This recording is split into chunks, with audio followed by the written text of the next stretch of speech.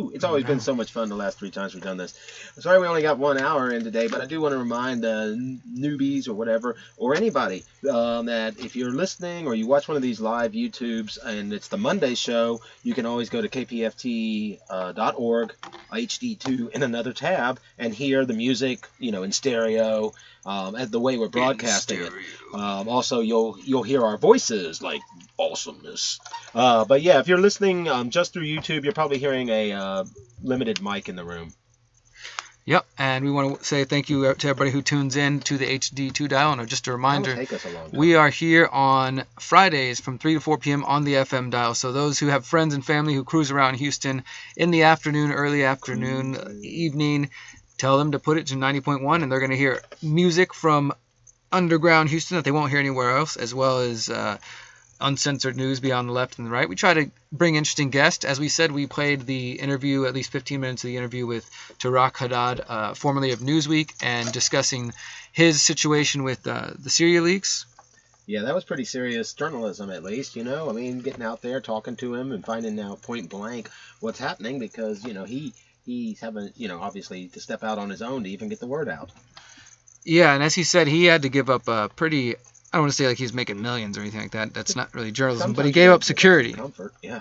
I mean, people forget because there's so little. I feel like there's so little gap. I mean, in some ways of looking at it, there's very little gap between middle class and poor, and the middle class is shrinking, and people are hurting and hungry, so they don't think that there's that much. But having a regular paycheck, a steady paycheck, retirement plan, working in the field you want, that is some security. So giving that up in the pursuit of truth, or because you find the evil that you're being asked to participate in is just too much, it takes a little bit of strength. But guess what? No matter how much goodies they give you, at the end, if you're evil, what good does it do you? Because you're going to be scared that someone's coming to get it because you're going to know you stole it from people. Yeah, and I think that's where Tarak was at, is he's like, okay, I could stay and be comfortable and keep getting paid, whatever, and have health insurance and work for Newsweek, this kind of, storied mainstream magazine, and be a part of this team, and probably get accolades and even support from people who don't know what's really going on behind the scenes. But he chose to step out from that. And I really, I told him in the interview a few different times, I commend him for that. It seems like more and more are doing this, and for some of the same reasons, right? The dissatisfaction. We talked to Ben Swan, and Amber Lyon, formerly of CNN. There's this Cheryl Atkinson. You can find a really awesome TED Talk from her. She quit CBS, I think it was, and now she does Full Measure. It's kind of her own investigative report, just like Ben Swan did his own. Went from CBS and Fox to doing Truth in Media. And Amber Lyons, she actually was doing independent reporting for a while. She left. Some might not know the story of hers, but she came out after she said she went to. It escapes me right now, but she basically went to go do a story and in the Middle East, and when she came back, it basically the story that she had documented and everything that she had found was killed by CNN. They wouldn't release it. They didn't publicize it.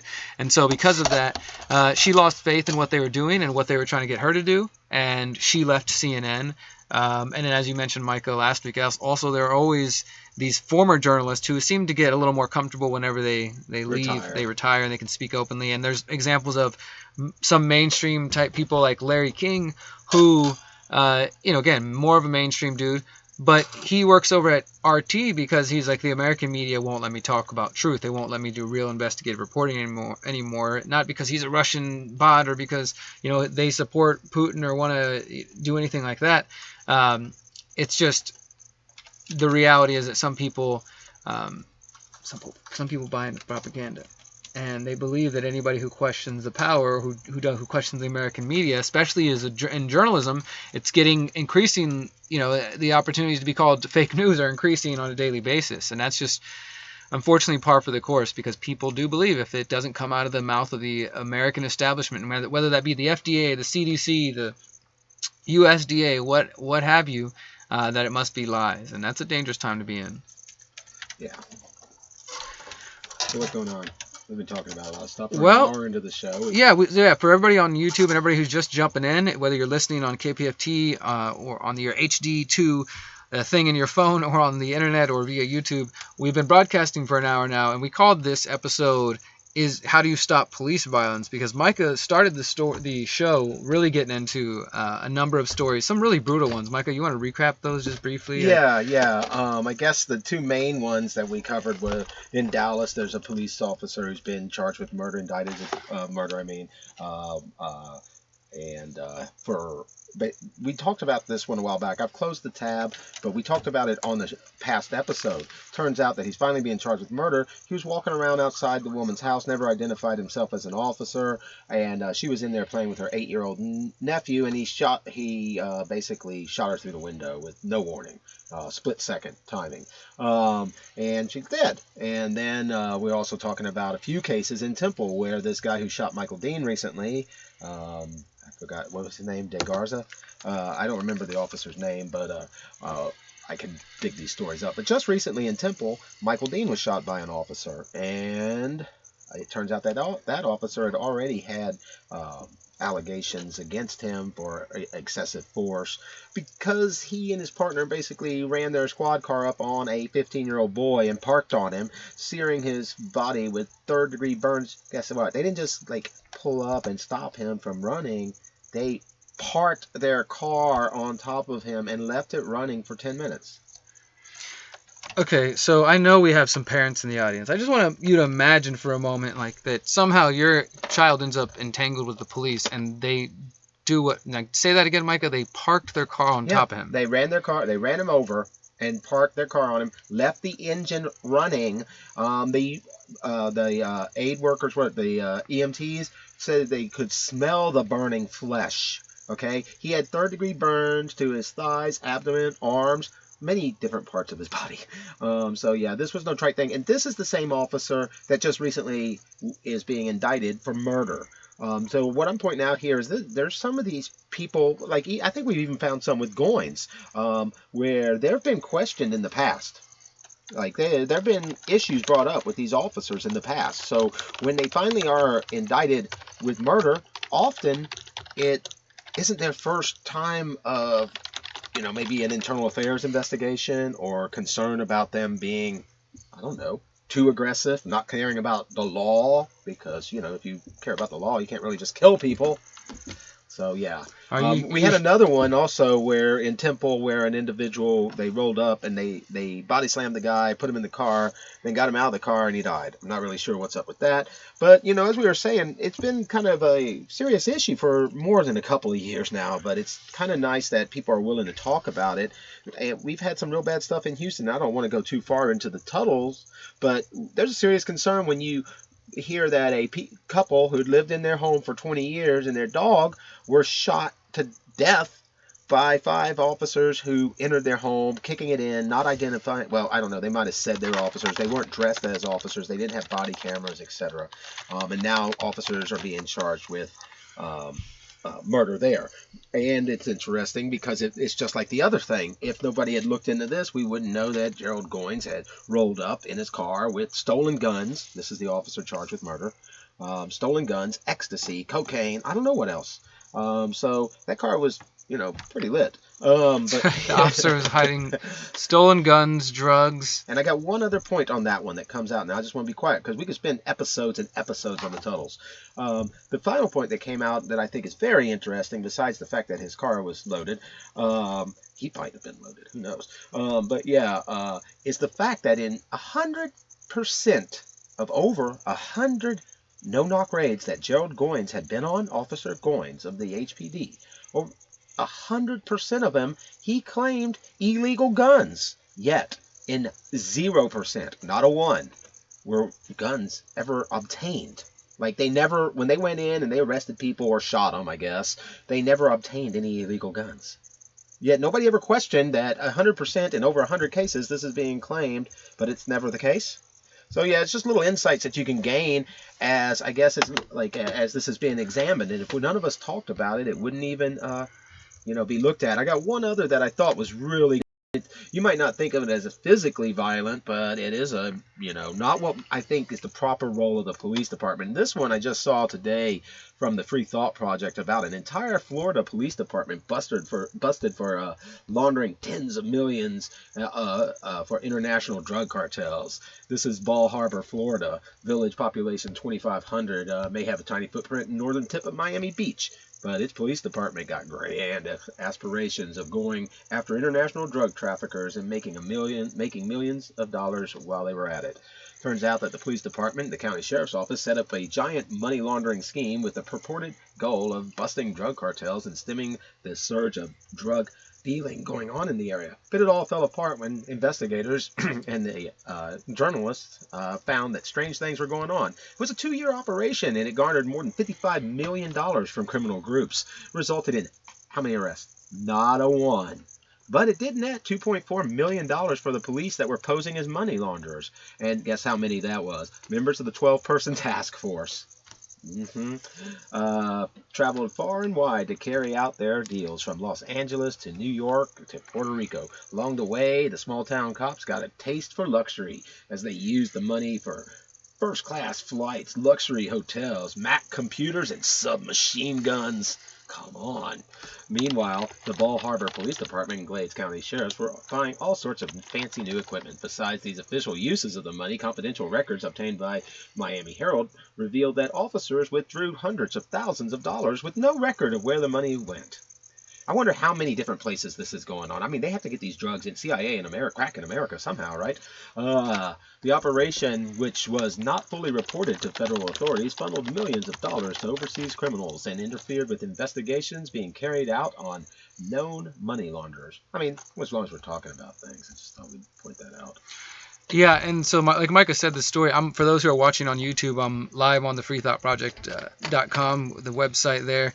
And I just want to say, just on this topic, why it's so important to expose the dangers that do come from cops. Again, not to say that all cops are going to kill everybody, but just the reality is that websites like Free Thought Project, which you can go, and I'm not saying I agree with every single thing on the website, but generally, though, they're a good repository, as are other sites, say Photography is Not a Crime, of people documenting police violence and police abuse. And not just, this was here and there, but I mean, every week, and we've done this on the show. And Free Thought Project amassed a following of about 4 million people via Facebook a couple years back, right before the purge happened. And so Facebook partners with the Atlantic Council, funded by NATO. Then they delete all these anti-war, anti-establishment pages and several pages that were about police accountability. They had Police the Police, which had 2 million followers. They had Free Thought Project. What's that got to do with terrorism? Well, yeah, exactly. How are they fighting terrorism? Well, they're fighting people who are exposing terrorism in the form of police violence. And so my point is that these websites exist. They're still out there. I know Matt and Jason from Free Thought Project, they still try to keep the site up to date with new stories, even though there's very little to no money in there. All the writing team is gone because of the purges from social media. Most people don't see their sites anymore. There's no income coming in, but they still are out there, and there are other websites. I know that Cop Block used to be a good one. I don't know what the state is of that anymore, but Photography is Not a Crime. There's definitely the Free Thought Project is a good place to start. And again, they get into some other topics like war and the establishment, but they're definitely always on the police violence. And there's never a shortage of it, unfortunately. There's always more reports, more cases. And we've talked over the years, too, about the militarization of the police. I mean, these problems, Micah mentioned the war, right? Well, the war on terror. Well, the war on terror, all these weapons ends up surplus, and through the federal 1033 program, they're sent back home. So now you have small departments in New Hampshire with tanks and with, MRAP vehicles and people with Stingrays and, SWAT teams and just tools that they want to use and that they are trying to find a way to use. So there's a number of different problems associated with this. Away and give them military grade hardware. Oh yeah, they definitely want to take whatever they can away from the people and then redirect it towards those in power. But so I think that this situation sounds discriminatory. And we would love some callers, especially if you're listening on YouTube. I want to hear some of your voices. 713-526-8737. If you have anything to suggest, we're down to talk no matter what. If you got a song to suggest, but definitely to the question of how do you solve this police violence? If you have any ideas, we would love to hear from you. 713-526-8737. 8737. You can call in and you'll be live on the show one way or the other. What else you got coming up, Micah? Man, I've covered so many stories. It's your turn. It's my turn. Okay, well, there's a few that I could get into. Well, I think we've talked a little bit about what's going on with Tarak Haddad and the OPCW, the Syria leaks, and hopefully people do realize how big of a story that is. I had somebody tell me, "Oh, you're just following mainstream news," and I said, Sometimes. Sometimes there are things to dissect there, but in the case of the Syria leaks, there's not a single mainstream corporate outlet that has even touched on it or talked about it, even to acknowledge that, hey, Bellingcat, which is funded by the National Endowment for Democracy, tried to respond and debunk it and failed to. They didn't even put that out. They don't even want to go anywhere near it because now we have 3 different leaks related to Syria, over 20 different people on the final team of the OPCW speaking up and saying that they, that the final report contradicts their data and what they saw. So the information's out there, and unfortunately the mainstream is ignoring it, but of course they're going to ignore something so big that could really, I think, Micah, it's a real deep fundamental issue of even bigger than we briefly covered the Afghan papers, and we never said they were like the biggest thing at all, but we noticed that the mainstream wasn't really talking about it. But since that time now it's been a couple weeks, Micah, and more people are looking at what actually the Afghan papers are, and it's really not anything too revelatory. Like, they're saying there's no papers actually. What it is, it's transcripts of interviews that were given to, with soldiers and generals and people who they say were speaking openly about different things. But over and all, when you look at the Washington Post and the series of articles they put together, it pretty much seems to be trying to cement the message that, yeah, the war was done wrong.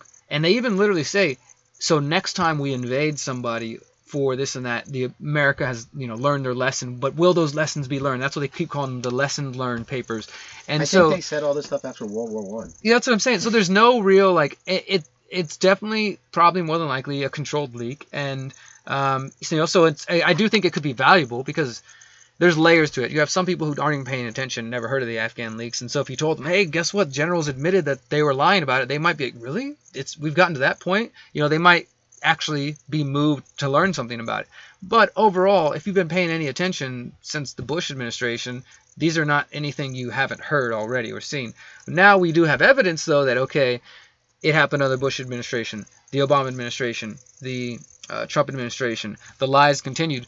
But I think a bigger picture is, how did outlets like the Washington Post and others continue to have their jobs in this status as supposedly the gold standard of media, when they are the ones who specifically helped keep this narrative alive and push it onto the people? They wouldn't have been able to sell the weapons of mass destruction and sell all these wars and many of the things they do if they accurately reported on what's going on. You know what I mean? If people really knew the context of what was happening, if people knew that, hey, our lies about the war have been destroyed through these OPCW leaks, maybe we shouldn't just rush into that. And then from there, you could see the house of cards start to crumble as people say, well, hey, the OPCW also said this. Should we go back now? You know what? We're calling for new investigations of everything they've ever said. Let's reevaluate everything and see how many other whistleblowers and people come out. And in that case, if the Pulitzer Prize and these things were, I'm not saying they have no legitimacy, but if they were truly, truly legitimate and looking at all the information out there and they actually listened to what people put out from the independent media, a story like these Syria leaks would be a Pulitzer Prize winning story. WikiLeaks would be being celebrated for helping get this information out and keeping these leakers safe. But instead, Julian Assange is rotting in prison in Britain while they wait to try to extradite him here. Everything is just so freaking backwards, and we're going into 2020. As we said, next Monday is going to be our day before New Year's show. But, it's just, there's so much going on, Micah. There is, and it doesn't stop. And the deeper you go, the more stuff you find. So we're glad to have everybody along. I noticed that one person in the comments said that more money would solve everything. And to that, I think another party agrees with you. The Federal Reserve. Federal Reserve added another $26.7 billion in liquidity to the markets today. Yep, that's right. The Federal Reserve Bank of New York added $26.7 billion in temporary liquidity to financial markets Friday. I love how that's about 10% of TARP right there in a day, and nobody's talking about it as quantitative easing. Nobody's been talking about it, and this has been going on since hit again, miss again since October. I mean, just 30 billion here, 20 billion there. The central bank added the money via a 3-day repurchase agreement or repo operations. Fed repo interventions take in treasury and mortgage securities from eligible banks in what is effectively a short-term loan of central bank cash collateralized by securities. In Friday's operation, eligible banks tapped far less liquidity than the $120 billion the central bank was willing to provide. The Fed's money market operations are aimed at ensuring that the financial system has enough liquidity to keep short-term borrowing rates stable. Some free market, right? And consist with Fed's goals. Sounds like some governing body has objectives and goals for everybody to fit into. With the central bank's federal funds rate staying within 1.5 to 1.75 target range. The Fed has repeatedly said repo operations are technical in nature and have no broader economic implications. In money markets Thursday, the effective federal funds rate stood at 1.55, while the tri-party general collateration rate, which tracks the cost of borrowing short-term in repo markets, stood at 1.5. The Fed has been intervening in markets in the current fashion since mid-September, when short-term rates unexpectedly shot up on confluence of factors, the biggest of which stemmed from corporate tax statements and the settlement of Treasury debt auctions. The Fed has, and I think one time it shot up to just like 9.9, almost 10% overnight, but oh my God, we can't have that. The Fed has used similar operations for decades to manage short-term rates. Since the large intervention started, money market rates have calmed. The Fed is using temporary operations to tamp down any possible wild moves. While purchasing Treasury bills, okay, think about that. You know what these T-bills are, right? Government debt, which is taken, how? Do they really make products in the government? Treasury bills to build up reserves in the banking system. It hopes that by buying Treasury bills, the central bank will be able to cut back on repo interventions at the start of next year. The central bank currently expects to buy Treasury bills through the middle of next year. Year-end is often volatile in money markets as companies manage their books to deal with regulatory issues and other factors that give them incentives to hold on to cash and not lend it out. Fed is legally charged by Congress to keep inflation low and stable and to promote a maximum sustainable job growth, as it has, they say. I won't even go any further there, right? So, they got 2% inflation as a target, so think about that. In 20 years, if you just say you started working at 15 and then by, 35, you're like, oh, I've saved all this money. It has half the buying power it did, for 60% or so. We'll put this into some more like tangible, I guess, quote unquote, real numbers for people. Like, what does it mean for them when the Fed's pumping digital numbers into the market? Something? Yeah. How is that going to affect somebody in the long term? Because, there are plenty of people, Ron Paul, what's that old Gerald Celente and others, and different people who've predicted hyperinflation and who see and actually not even just Austrian economists, but people across the board who see like that many of the conditions that we saw in the 2008 financial collapse are it's an ongoing one. I mean, we've had representatives talking about it since the 1920s. The reason it affects us is because it's it's the only thing that we have legally set up to be a store of value. So this private bank controls a free people's store of value. Like, yeah, it says in the Constitution only gold and silver shall be used by the states as currency. But somehow, just like all these laws, they're like, well, let's just let this private banking cartel be in charge of that. So you ask, what's it do? Well, all of a sudden, all our values stored up in these Federal Reserve notes, right? We put them in, we earn them, we get paid in them, we get taxed in them. We have to buy things in them. Don't you have to buy things in Federal Reserve notes? Just want to include you in this conversation. You do, don't you? Yeah. I mean, okay. I would try to avoid it, but at the end of the day, I've been thinking more and more about that, how we have to use it, right? And that's why it affects us. Because well, I will say this: if we want to get really technical, no, we don't have to. It makes life very, very difficult to exist though only on precious metals, and it's not only cryptocurrency, barter, and trade. Like, it's hard, but it can be done. True. But then as you talk about people such as these people with the jobs that they've lost in the media. They don't typically get paid by Fox in anything other than Federal Reserve notes, or anybody. I mean, I don't know very many people that get paid in something other than Federal Reserve notes. And then, of course, you get taxed in that. Well, the point on this that we're going into all these different ways, but I wanted to show how deep this whole idea that it's legal tender is. And I also wanted to point out that it is a private bank controlling it. Why do I do this? Because there's money to be made in controlling the economy. Look at it this way. These people know who's going to get the new money first, right? They're buying things at old money prices while you are still believing in old money prices. But guess what? By the time you get to buy something because the money makes it to you, we've hit new prices. And let's say, like I said before, every time you manage to save up money, that inflation target, which is created by quantitative easing, printing money, buying T-bills with printed money, that's buying government debt like that with printed money, you're getting it on either side. It's a hidden tax. This is the way the government gets to pay for things you might not agree with without being responsible, because they just get the money from the Federal Reserve. It's that simple.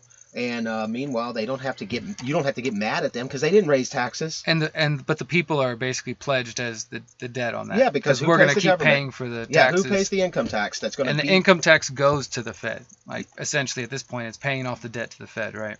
Yes, and even if it wasn't, let's just assume that we towards the wars and let's just assume the only aspect of it that you was stuck in having to use that Federal Reserve note. Okay, all that is true that you said, but if it was only that aspect and you put your savings in Federal Reserve note or anything denominated in what they call a dollar, and it's a whole nother story because but these Federal Reserve notes. So let's just say you saved your money in it. Every time they put more of it out there, what happens is with supply and demand. The more of something there is, the worth less it goes. And you can sit there and see the buying power of the US dollar decreasing over time. Why do you think that in 1964, if they had a silver dollar now, it'd have to be smaller than a dime? Because a dime in 1964 is more than $1 worth of silver. Okay? Rather than try to adjust this, they didn't want people to see that the money is being debauched. You start to see that they're taking your money when you see, oh God, $1 coin, big old silver dollar is now the size of a dime. Well, and most people are just kind of on a shoestring budget or just taking it day by day, and not everybody is as good at economic planning like on the individual level, True. And I'm not saying that's an argument for central planning, but because of that, yeah, people aren't seeing, you're not consciously seeing that, dang, this milk is getting more expensive. Here's another way it affects these people. Well, these people do see things like in their groceries. The strugglers, the struggling classes. Yeah, they see it in the groceries. They see it in the gas prices. Some of them know it's the Fed and know it's related to it. Others become kind of like complicit. And I'd say that by actions like believing that raising the minimum wage is always addressing the issue. Because we're always going to have to chase that minimum wage up higher and higher and higher with a system that's perpetually creating currency. So... yeah, I'm not sure what the answer is on it. I think there's just something weird about them having a complete lockdown on it, that it being able to print, money out of nothing, just based on authority. So I think that's a bit much. Maybe not. I do got a little bit more. I got a little opinion piece out of Market Watch that I thought was interesting. But if you want to get into something else first, I'm down. No, go for it. All right. It turns out that it's headlined that the system failure is what investors got from the Federal Reserve in 2019. Yeah, really. Let's see what we got here. Central bank has quickly reversed course on normalizing its balance sheet for fear of causing a stock market crash. I mean, I've read so many articles now about how the Federal Reserve is just kind of in a bind. There's very little actions they can do except for more of the same. This seems to be just another one of those. Rarely has failure been celebrated so much. But it is of little wonder, after all, as all asset classes rose in 2019 despite slowing economic growth and flat to declining earnings. In religious debates, this question is often asked. Why is there something instead of nothing? In financial markets, the corollary may be easier to answer. Why are markets higher on nothing? The answer, of course, being primary, central bank liquidity. We discussed the unholy alliance and the central bankers being trapped. But there is a more sinister truth lurking beneath, one of a system failure, suggesting things are not anywhere near as rosy as they may appear. And if y'all remember back in 2008, when they started talking to the people about it, There was chaos. There was craziness. There was craziness even in the Congress. People were being threatened with martial law if they didn't approve the TARP bailout bill. That's how serious it was. I mean, really, thug style tactics in the House. So also, people got angry. People were on the streets at Federal Reserves and then their congressmen. People were really angry in that time. Things fell apart. People were hurt, and so maybe that's why they got to make sure things appear rosy this time. The evidence is increasingly suggests that the Federal Reserve, desperate to fix a leak in the hull, is lighting the whole ship on fire in the process of blowing a historic asset bubble, setting up the markets to fail on course for a massive reversion. Why system failure? Because 2019 has revealed a fundamental truth. Central banks can't extract themselves from the monstrosity they have created and made markets dependent on. Turns out 2018 was the only year since the financial crisis that the central banks reduced liquidity on a net basis, and it blew up in everybody's face. All previous motions to neutral resulted in more intervention, with the most aggressive move occurring on the heels of the 2015 to 2016 earnings recession. In 2018, the Fed moved to finally reduce the size of its balance sheet. It failed miserably. In fact, the sequence of communications and actions by the Fed in the past few years reveals another fundamental truth. Nothing the Fed says can be trusted. None of their communications have any predictive meaning. I'll give you a basic timeline. July 11th, the St. Louis Fed gives everyone a primer on Fed balance sheet reduction. It quotes, quote, "The Fed has always viewed the remaining increase as temporary, with an eye towards shrinking or unwinding the balance sheet once economic recovery was complete. The Fed's long-term plan was to gradually end both policies, aka normalizing monetary policy." Oh yeah, normalization, unwinding, fighting words, but that's what they promised all along. The fighting words lasted until mid-December 2018. Let's think about that. That was from July to December, okay? Nothing happened. December 19th, 2018, from CNBC. The Fed currently is allowing $50 billion a month to run off the balance sheet, which is largely a portfolio of bonds the central bank purchased to stimulate the economy during and after the financial crisis. Fed Chairman Jerome Powell said, "The process is going well. I think that the runoff of the balance sheet has been smooth and has served its purpose," he said in a news conference. "I don't see us changing that." Ha ha, markets were collapsing, and only a few days later, Powell switched course. So what I want to know, Micah, though, is, I mean, you've been going on about this for a little while. I think that we're getting lost in numbers and facts, and I'm lost. That's what happens when you talk. Well, I mean, with economics, I think it's Yeah. particularly hard for people to follow and stay. So that's why I was trying to bring it back to practical. Like, how does this is Christmas Eve, right? Are people going to? What we're revealing in the timeline here is how the Federal Reserve communications just flip and flop. That's it, right?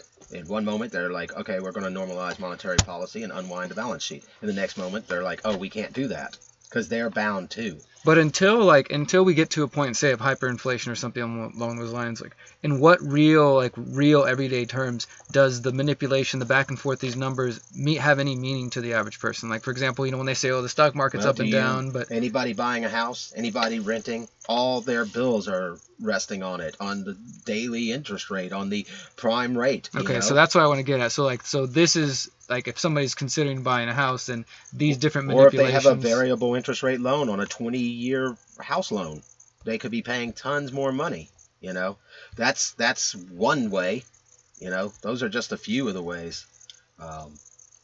But yeah, it's kind of a bit much, and yeah, I get tired of going through it too. But I think sometimes it's important to show that these experts, whether we're talking about military or financial or maybe even health,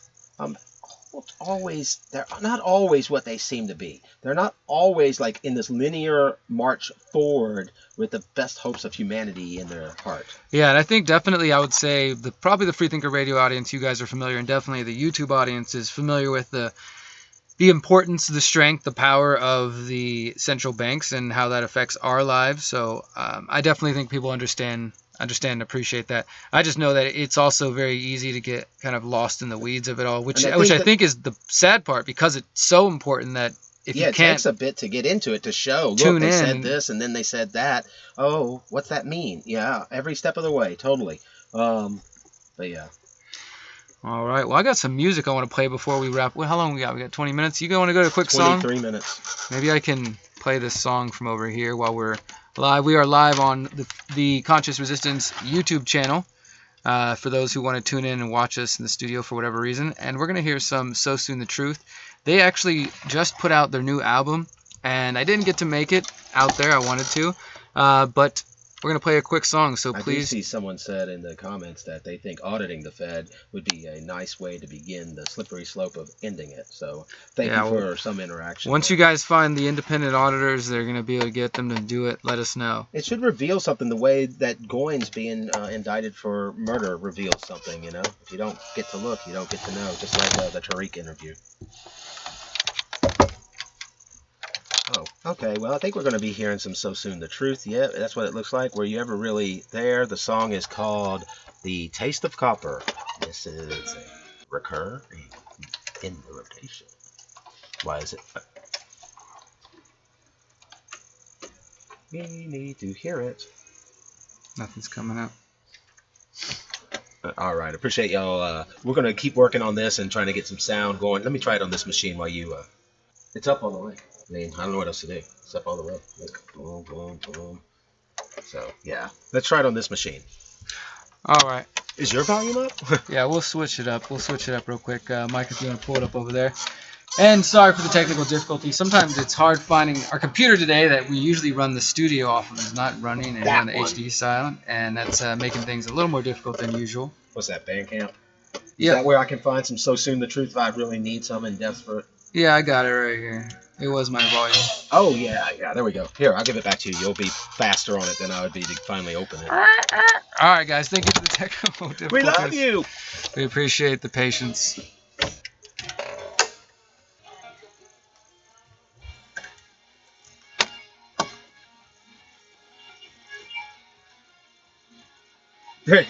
God, there's all kinds of comments on the thread. Yeah, we're good. Couple still there. Who the hell is that other guy? He's just in trouble. Yeah, that's what I figured. He's still on there. Well, I guess I could switch this so that they see the music. See, and I can go to scene. So now they're seeing that. Oh, at least that's something. We could do that. Like, once it catches up, I want to hear how it's sounding.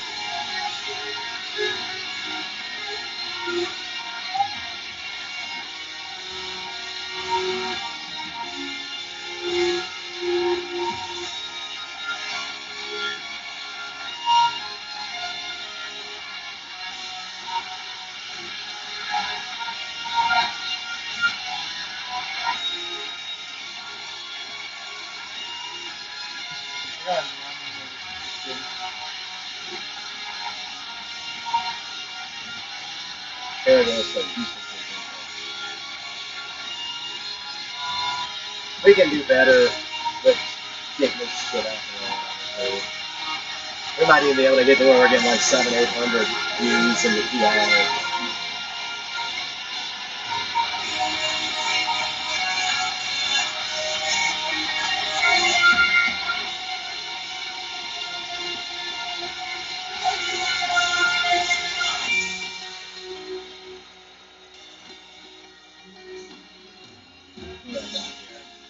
system failure.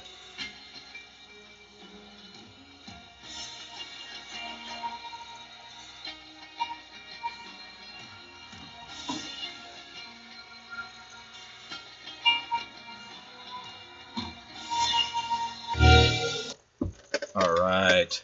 The Taste of Copper. Were you ever, from their album, Were You Ever Really There? So Soon the Truth. We hope you enjoy this music. We really, one of the biggest fun things for us is to discover music personally, just in our own lives. Derek and I both have always found music to be, a company, a friend, someone to be there through good times and bad, someone to expand your mind and to take you on trips and go different places. Music's amazing.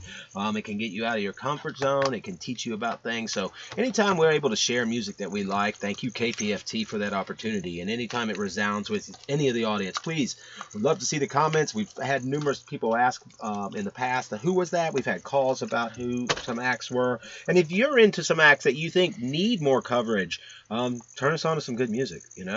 Feel free to send some links to Freethinker Radio, and if they're profanity free, we can play them, and if we like them, we're more likely to keep playing them. What do you got to say about music, Derek? I love music, and Freethinker Radio started in 2011, and it's kind of been a sister project, of course, to the activist group, the Houston Freethinkers, but another kind of connected project was the Visionary Noise, which is the music aspect of what we do and what we've done. And I started putting shows on years ago, and so just because I wanted to enjoy awesome local music, but also try to raise awareness about different causes and support people that I felt like were doing good things in the community. So it's always been a part of what we do. That's why we're not strictly just a news show or a political podcast. We want to make sure to play music. I know some people who don't really get the format might be like, oh, why are they interrupting the talk about the pedophilia and the police violence and whatever else? We can only take so much. I mean, really, yeah, we can only take so much. But honestly, I try to create a format that I want to listen to. Even way back in the beginning in 2013 when I first started doing live through YouTube, I would have an hour-long live show where I put music video breaks in between because I want to share music that I like. And so to me, it's always been a part of that. We could just talk for 2 hours straight if we wanted to, but there's so much cool music to share. We've had live acts in, more than a few. We brought live bands in here. Multiple stations we've talked to, actually. In addition to all the local acts and regional acts that we've brought in, we've talked to people on the phone from other countries that were regional acts there or local acts there, as well as we've talked to platinum recording artists on Freethinker Radio before as well, for what that's worth. Yeah, so I mean, anybody, again, like Micah said, if you ever have music to share, you want us to help get out there, please do reach out. You can hit us up if you're on the Facebook at Freethinker Radio. That's a good word. You can always call us at 713-526-8737. We're down to the last 14 minutes on air here at 90.1 KPFT Houston. I got a couple stories we're going to get into. I know Micah's got a few, and we'd love to hear from you. Again, 713-526-8737. Who's going to be the first caller to call from YouTube and be live on air? We'll find out. This story, though, is coming from Activist Post via the 10th Amendment Center. 3 and counting. Northampton, Massachusetts becomes the latest city to pass facial recognition ban. On Thursday, Northampton became the third Massachusetts city to ban facial recognition with a unanimous vote by City Council. The growing government movement to prohibit the use of facial recognition at the state and local levels could hinder the operation of a growing national facial recognition network, including the one that the FBI has tried for years to keep secret from everybody. Councilors Alyssa Klein, William Dwight, and Gina Sciarra recommended the ordinance. The new city law prohibits any city official from expending any city resources to obtain, retain, access, or use any facial surveillance system. I like the way they phrase that, because if you think about it, it's not just saying the city, we're going to slow you down from doing this, but it's saying the city can't use any city resources, which again, let's translate that. That's taxpayer dollars that's coming from your pocket to obtain, retain, or even access or use. So even if they don't buy it and they're like, well, we didn't buy it, we went to somebody else's and we used theirs, this stops them from being able to do that. Just the week before, Brookline, Massachusetts passed a similar ban. Somerville, Massachusetts has approved an ordinance prohibiting this technology. Springfield considering the ban, and there are many other bills going through Massachusetts for one reason or another. All right. So if you get arrested in those cities, they're going to take your face picture? Well, that happens one way or the other. Okay. But the difference is, I mean, I don't know, maybe there'll be a movement eventually to stop that, but some of the databases like the FBI's definitely come from driver's license, from arrest records, and from other things, Yeah. And I also was thinking, are they going to not, I mean, what about when they want information from social media that does use facial recognition, and assigns that as people's activities. I'd seen a recent one with Google, where Google had been used to track a person quite a bit. And I mean, I know it might seem like a stretch, but also at the same time, what about leaving those cities? It's great that they're doing that there. I'm not sure. Well, I mean, It sounds like bows and arrows against the lightning to a certain degree, because you're going to be in this ultimately, little bubble of ultimately, it protection. probably is, but I mean, this is I think the beginning of a movement that has been spurging up, because they're talking about Massachusetts. We've also got more kind of quote unquote liberal places like San Francisco, Oakland, Berkeley, and who've already passed similar things. Portland, Oregon, considering one. What about Houston? California governor signing a bill imposing a 3-year ban on the technology. And this is an interesting one. He says 3-year ban on the use in technology in conjunction with police body cameras. So the people are and New York Assembly. So that means after that they're going to feel like they can just move Well, forward. the idea is that in the next 3 years, I guess in the case of California, that's supposed to be studied. But I think that we already have a number of experts. We saw that Georgetown Law University, we covered I think maybe 5-6 months ago, they issued a global call saying there needs to be a moratorium on facial recognition technology because it poses such a dangerous threat to freedom and privacy that we need to stop, the rollout of different ways it's being used and study it more, because not only are there privacy concerns, but also it's showing bias towards black women, towards Asians. I was reading an article the other day was showing that it's the artificial intelligence is clearly having bias, and that's what it is. It's artificial intelligence backing up facial recognition cameras. And so I think right now we're at the point where different cities and states are trying to figure out what the heck to do. As far as Houston, unfortunately, nobody, I talked about it in the campaign, and some people are worried about it because Houston, one of the biggest major airports in the country, is one of the first places. I think it's the international terminal. They've been doing facial recognition for 6-7 months already at the airport. And coming 2020, they're saying everybody's going to have to submit to some form of biometric, which more than likely will be facial recognition, in order to fly. I mean, so we're really rushing into it. And I think, like what you said, though, Micah, bows and arrows, it's true. But I want to make sure people realize that there is some pushback, some resistance. Oh, I think that's super important. I think it's super important. I'm hoping that by saying that I'm showing how pervasive the facial recognition software already is. You know what I'm saying here? That it's already so pervasive that your small municipalities isn't enough. We've got to, figure out how to replicate that model. I mean, it's cool to feel like, like I said, I would definitely be thankful that, hey, if in the city of Houston limits, I felt like the police couldn't use this and that. But then, and to your point, you also have, and here in Houston, a big city, we have FBI branches here, we have fusion centers, we got all these other people, and the big part of it is the FBI. They've been building their database since 2014. What about people who just want to sell you stuff? Nationwide facial recognition program, but built by the FBI. Several lawsuits have tried to find out more about it. How many? But we know that they have over, I think the number is 5 million faces, people's faces that they've gathered, again, from either a license plate, from people who've been arrested. Some of us have already been subjected to this, but there are, and this is the governmental side of things, as Mike was saying, there's also tech companies who want to use it for monitoring different things. We saw a story that came out last week that I think it came from the New York Times or another big outlet. And it was basically, you look happy.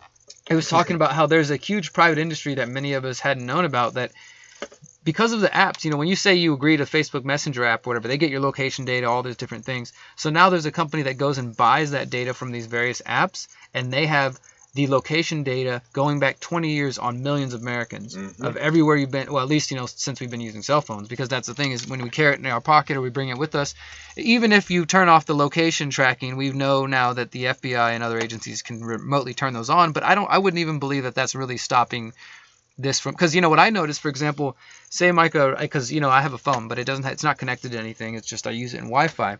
But if I was to sign on to Google Maps, for example, and click my destination of where I'm going, and then I leave Wi-Fi. Are we tracking Santa? It still works. You know what I'm saying? Like, I can look at the map and I can see that it's still tracking where I'm at. It might be a little slow and it's glitching, but even though I'm not connected to any network, I don't have cell phone service, I'm not on Wi-Fi, it still shows my location moving across the map. You know what I mean?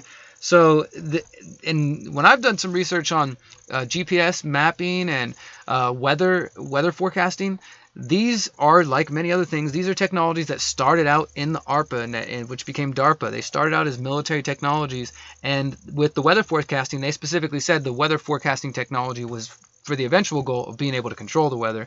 And I think when it came to GPS, putting it out to the public, obviously it serves as a convenience, but in many ways it was designed to get out to the public in order to create a mass, tracking system. and Google Maps has basically done it for everybody. But yeah, I just wanted to highlight a little bit of a positive story that there is some people on the East Coast trying to fight against facial recognition, and there's ways to go about it. At least by use of their local governments, right? Yeah, they're fighting on the local level. And I'm actually, for those who don't know, I'm actually writing a book kind of about that explores these things, like how to opt out of the technocratic state. And these are the kind of questions I'm putting to myself, like, okay, so we're coming into this world, other than, your city council passing a ban and trusting them. What do you do if you're trying, because, this is starting next year. Like, if I want to fly, the Real IDs come in 2020, biometric. Facebook confirmed tracking your location even if you opt out. Even if you opt out, Facebook tracking your location. That's reported as of yesterday. Come on. This is so they have location data from all of us. And even if you think you're nobody important, I had somebody tell me this. They were like, okay, well, next time somebody tells you they don't really care about privacy, just ask them to hand over their phone. Just say, okay, cool. Can I see your phone? And then people, I think, put it in more of a conscious manner of like, oh, the amount of things that are on your phone doesn't mean you've got, nude selfies with your mistress or something. Criminal to be concerned about privacy. You might have personal things. You might have a sick kid, and the person who asks you this might be one of their peers. Or you don't want them to know that they personal have to notes you've written yourself on your phone. These devices have our lives. There's a million different reasons to want privacy. And the tracking is a big part of it, because the tracking, right? Somebody can look at your tracking history, Micah, and see that time you went to that massage parlor, or how do you know? For some reason you keep visiting this one house after work before you come home, and that reveals an affair. That must work out real good when you're controlling politicians. Exactly, and that's what I'm saying. So if anybody ever rises up to the point of like, hey, we've got we can do the big reveal on the big bad guys. Well, somebody comes and visits you and says, look, we got every location, every time you went and visited that mistress of yours before you went home, we got that. We got video cameras. It doesn't even have to be anything like that. Hey, we have every time you went and ate late night pie. What do you mean you didn't kill that guy? The phone data shows you did. I think I saw one like this where Google tracked a person in a location and they were charged with a murder. Your religious and spiritual convictions, because if you're visiting a mosque or a church or whatever, there's so much they make judgments about you. You can understand about a person's life, by knowing where they visited. So just because you've been somewhere, that might not even be your religion, right? Exactly, but they can piece together bits and pieces of your life, and we really are at the point where the moment you step out of the door, there are cameras, and here in the city of Houston and increasingly more places, there are cameras that are connected to 24-hour CCTV stations, what they call real-time crime centers, connected to fusion centers, connected to, you got automatic license plate reader cameras that can read million plates within days. They're just reading all the plates, and through those plates they create hot lists that they can track you around. So there's so many ways that the technocracy is around us now, and you look at the leading companies, you look at the leading CEOs of those companies, Amazon, Apple, Google, Facebook. And it's right in our face. Like, you get what I'm saying here? This isn't like I don't know, during maybe when Kennedy was assassinated and people were like underground kind of saying, maybe I think there was a conspiracy. No, this is in, the New York Times. Everybody's telling us that this is what's happening to us. And like I said, Georgetown Law University, there's not just some crackpot people. These are, respected law school coming out and saying, look, we are at enough of a point where we don't know how this technology is going to be used. We can already see the way it's being used in China. And social credit, they can find people within, I think, 6 minutes anywhere in the country. Maybe that's the intended worldwide application. I think so. And China's the model for what the global ruling class wants to have. But this is just a reality that, unfortunately, people are more worried that, hey, the Texans won the AFC South this weekend. Oh, put on your Texans hat 6, and celebrate. We got a big city here full of rich cultural diversity. And what we have, you said 10,000 people, 11,000 people vote, and it's really scary. 11%. 11%. So like 11%, 200,000, but still, it's dismal. You're talking about 100,000 or a little bit over 100,000 selected the winner in probably each time. Yeah, and I think that's kind of just... I don't know, man. I'm not saying that people needed to go vote for either of those two guys, but I feel like it's really kind of like, wow, we can't get people to give a dang about that. How are we going to motivate concern about these things that are more ephemeral than some, crooked politician? I feel like over the years, the last decade, that we've been collaborating together through the radio show and spreading ideas, through interviewing people and, getting people who maybe are more experts in certain areas or have more experience or more knowledge, protesting, skill shares, benefit shows, festivals, protests, civil disobedience, arrests, not even meaning to get arrested, articles, all these different things towards the goal of, motivating people to care, to pay attention. And I think, back to the original, when the Houston Freethinkers first started, one of the first little phrases that I know that came in my mind, and I'm sure I shared it in the beginning, was like making it cool to give a crap since 2010. That was kind of just, for me, the simple goal. The easy way to wrap it up is like trying to get people to care. And like you said, well, there's some success in there to some degree. And then obviously such a small percentage of the people are motivated to get politically active. Not that I think that's the answer, but I tried that avenue, right? And maybe I'll try that again as another experiment. But people don't go to that either. So, and I don't know. I think one of the reasons bringing this up is a very small percentage of the people vote, right? And a very small percentage of the audience of KPFT in general keeps this station afloat. My point here is if you're concerned about something, never underestimate the power you have to go and do something about it, to start that conversation. But don't try to shove it down people's throats. I don't know what the heck to say besides that. But, you are so important. They say for everybody that cares about something that goes out to a thing, they represent 1,000 people that would be there if they could. So, I mean, yes, it's frustrating at times, but at times we see changes. We see, other journalists getting out and saying things. We see people saying things. So we're going to have to wrap it up on the HD2 dial till next week. You guys tune in. If you're listening Friday. On KPFT, tune in on Friday at the FM dial from 3 to 4, and we'll be back next Monday. Thank you guys for tuning in. And we're still live on YouTube. What's up, guys? Thank you for... still got 2 minutes on tuning HD. In. Oh, I think it's over from what I see. I don't know. Throw a song on. I don't know. Throw a song on. Throw a song on. We're out of here. Y'all have a great one. CD1. We'll go out on a ting, ting, ting, ting. I got them both spinning. That's not the one I was aiming for, but it'll work. What's up, guys? Thanks for listening. Thanks for tuning in. Yeah, no doubt. It's a little bit of a sloppy show, but it's a little chaotic every once in a while. And sometimes we have more organization and more energy. I think we had plenty of energy today, and I think it was somewhat organized, but we always have so much information to get out. And trying to do the live stream at the same time during the first hour, Derrick was very busy. His first computer's fallen, so if you support him, my computer will not work unless it's plugged in now, and it dies at the slightest touch. So it's a pain in the ass to do anything. But so we started an hour late. But yeah, to run get another computer because he has two. Got that set up. Meanwhile, we're talking stories. We really wanted to start in that first hour. I really appreciate the YouTube audience. It's added a dimension to this show that a piece of it we had back in the beginning when we had a group chat going. But we haven't had that again until the last couple of broadcast episodes. Before that, we were canning archives and putting them out there. I really like seeing the comments. That means the world to me because you can see how people think, even when they're clowning. You know what I mean? Because it's people engaged. And thanks to anybody who shared it. And if you will, please, if you're interested in music, subscribe to the Visionary Noise channel for what it's worth. We're working hard to get attention to these acts, just like we're working hard to get attention to these ideas and these news items. We love all of y'all, of course, because this is why we do it, to reach people. We believe we can, even though time and time again, we see that it's a lot of work. Thanks, you guys, for tuning in. We're going to try to get to the point of streaming the Friday show. And I think I've showed you a little bit of the studio, but just so you can see here. Oh, that's so fast. You made me dizzy. Here's the board. Oh, yeah, that's the board. You can kind of see here. Here's my... Well, this is going to trip you out. Wow. Can I be in there, too? Oh, yeah, that's what I'm looking for. So there's my computer. Show them the light. I always like the light. People like the light. There's the on-air light, and we are off-air probably. Yeah, we're off-air now. And this is the little board here. Some of the stuff. This is a Euro panel. We plug bands in up here with the XLRs and such, and we can adjust their levels. So technically, we could even record somebody in here. To some degree, we've had the full band in this tiny studio. The HD studio is much smaller than the FM studio. You can't really see it because of the reflection, but the bigger studio is right through that glass, and that's where we're on Fridays in that room. And so we're trying to get to the point where we can live stream from there because it's more roomy, it's nicer, and we have better equipment. And the board's on the other side. It's in a separate room, so our producer... And Johnny's with us on Friday, so just let you guys know we're working on that. We're trying to get that going very soon.